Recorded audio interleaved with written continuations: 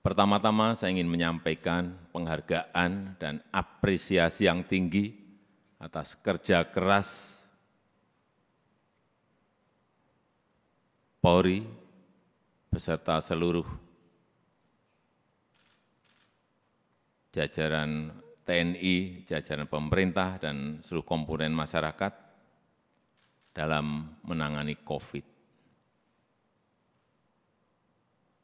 Itu dilihat masyarakat, dan itu juga saya lihat dan saya rasakan.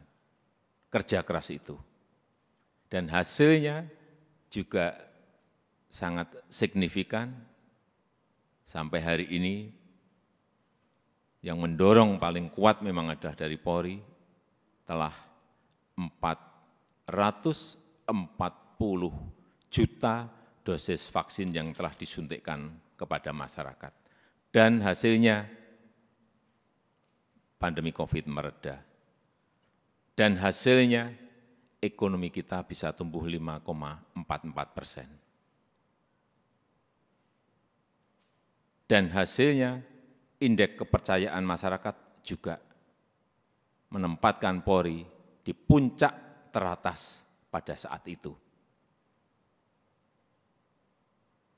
Tetapi begitu ada peristiwa FS,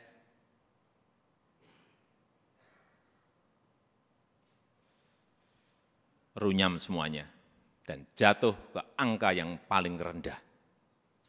Dulu dibandingkan institusi-institusi penegak hukum yang lain tertinggi, sekarang saudara-saudara harus tahu menjadi terendah.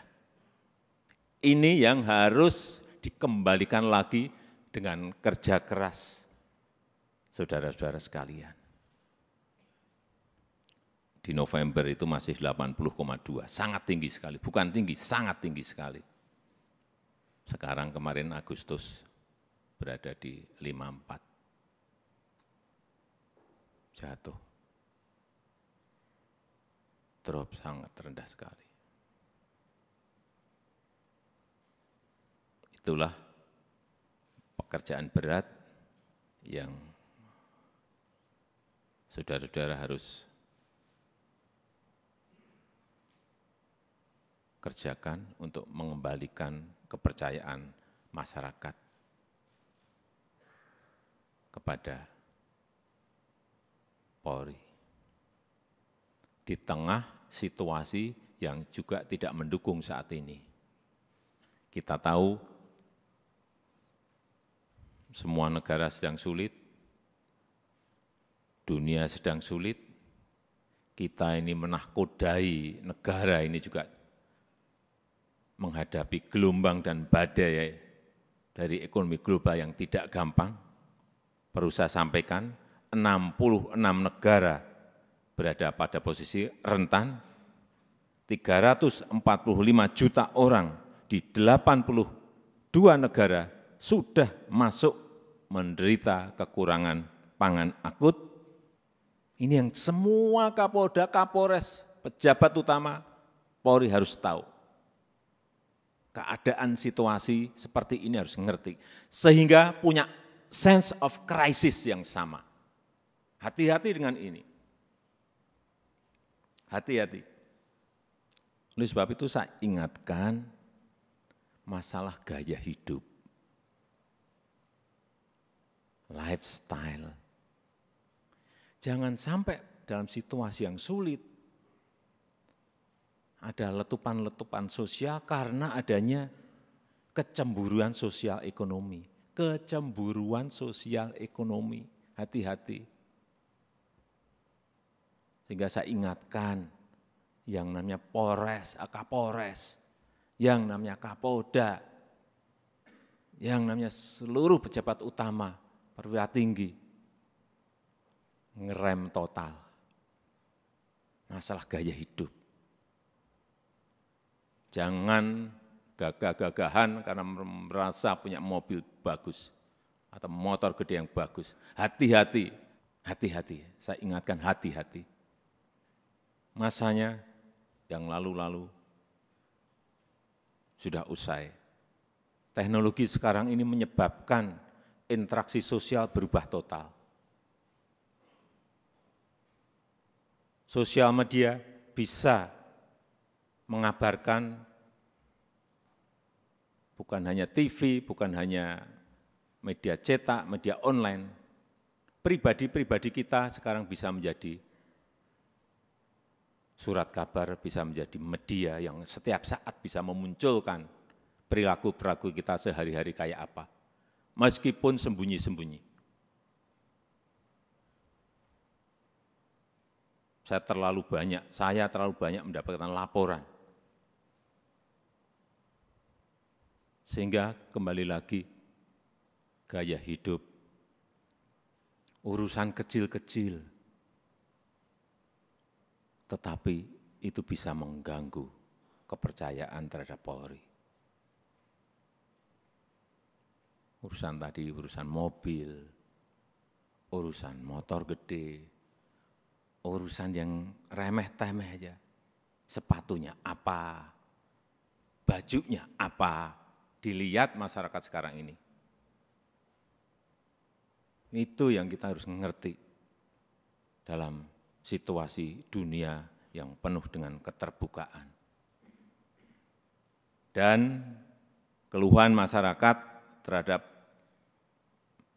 anggota Polri kita, ini tugas saudara-saudara semuanya. Jadi keluhan masyarakat terhadap Polri 29,7% itu ini sebuah persepsi karena pungli. Tolong ini anggota-anggota semuanya diredam untuk ini. Sewenang-wenang, tolong ini juga diredam pada anggota-anggota. Pendekatan-pendekatan yang represif, jauhi. Mencari-cari kesalahan, nomor yang ketiga 19,2%. Dan yang keempat, hidup mewah yang tadi sudah saya sampaikan.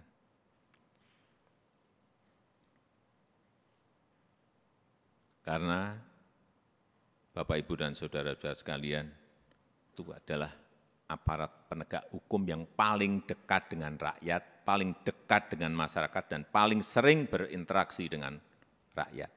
Jadi ingatkan anggota-anggota, selalu di briefing anggota-anggota, seluruh anggota, dan ingatkan untuk hal-hal yang berkaitan dengan pelayanan masyarakat, ingatkan mereka. Jangan sampai karena tidak kecepatan kita, yang kedua, rasa aman dan nyaman masyarakat itu, ini masalah persepsi loh. Rasa aman dan nyaman masyarakat itu menjadi terkurangi atau hilang. Karena apapun, Polri adalah pengayom masyarakat. Hal-hal yang kecil-kecil, tolong betul-betul dilayani betul.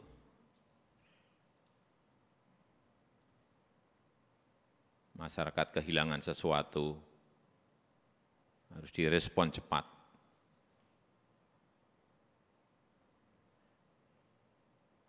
Sehingga rasa terayomi dan rasa aman itu menjadi ada. Yang ketiga, yang berkaitan dengan soliditas.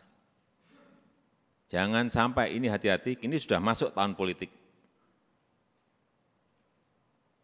Karena pemilu sudah berjalan sejak, tahapan pemilu sudah berjalan sejak Juni yang lalu.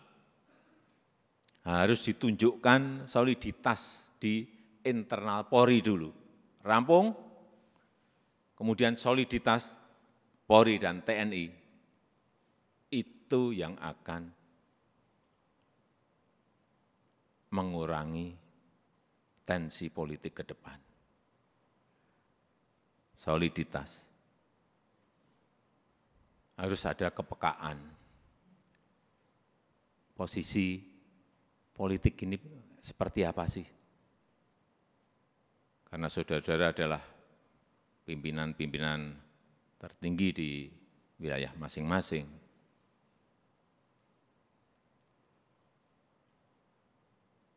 sense of politiknya juga harus ada.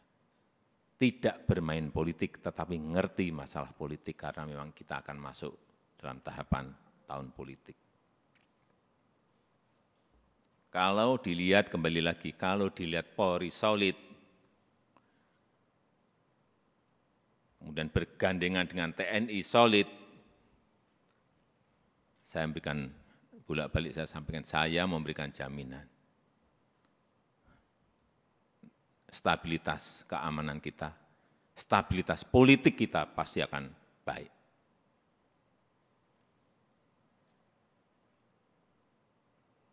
Enggak ada yang berani coba-coba. Kalau coba-coba ya tegas saja. Yang keempat, yang berkaitan dengan kesamaan visi. Saya kira yang berkaitan dengan kebijakan organisasi, jangan terkesan kita itu gamang.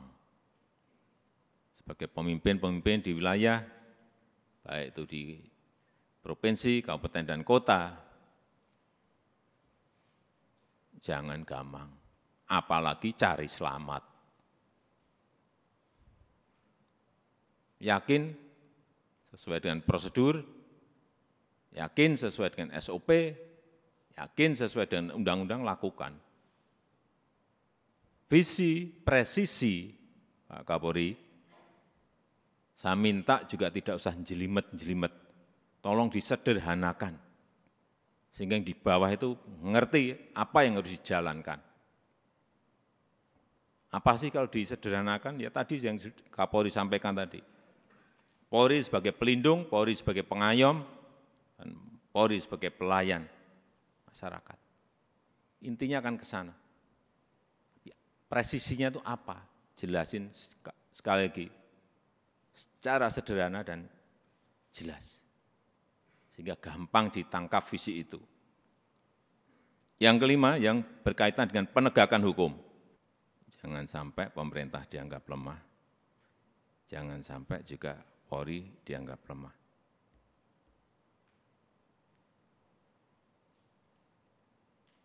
Saya sudah perintahkan kepada Kapolri, saat itu urusan judi online, bersihkan. Ya udah.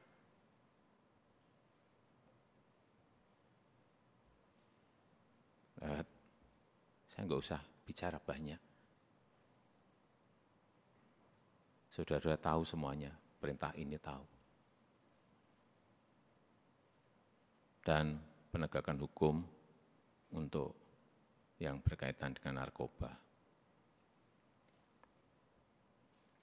Ini yang akan nanti bisa mengangkat kembali kepercayaan masyarakat terhadap Polri. Dan kalau ada sebuah peristiwa, itu segera dirancang komunikasinya yang baik. Komunikasi publik itu penting banget. Jangan terlambat, jangan lamban. Sehingga yang muncul nanti kalau lambat, yang muncul isu-isu yang lain. Sekarang ini sekali lagi era sosial media, hitungannya detik, hitungannya menit. Sudah bukan hari lagi. Begitu ada sebuah peristiwa kecil, dan saudara-saudara menganggap ini kecil, sehingga tidak ditangani, dikomunikasikan dengan baik, dengan kecepatan, membesar menjadi sulit untuk kemudian diselesaikan lagi. Ini tidak berada pada posisi yang normal. Dunia sekarang ini.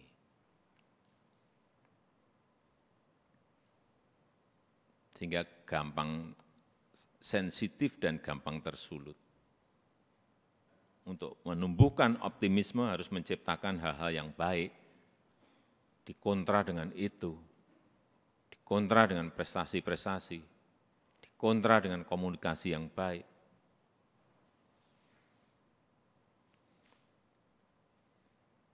Saya rasa itu yang ingin saya sampaikan dalam kesempatan yang baik ini. Sekali lagi, saya sangat menghargai